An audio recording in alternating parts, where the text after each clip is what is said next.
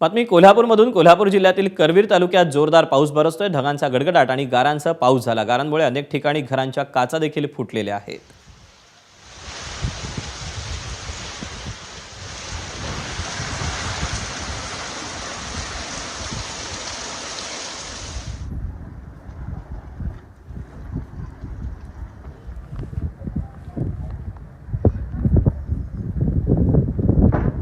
ही पावसाळ्यातली नव्हे तर उन्हाळ्यातली दृश्य आहेत।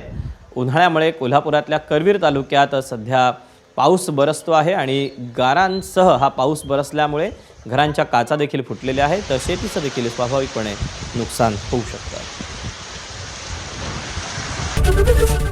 एबीपी माझा, उघडा डोळे बघा नीट।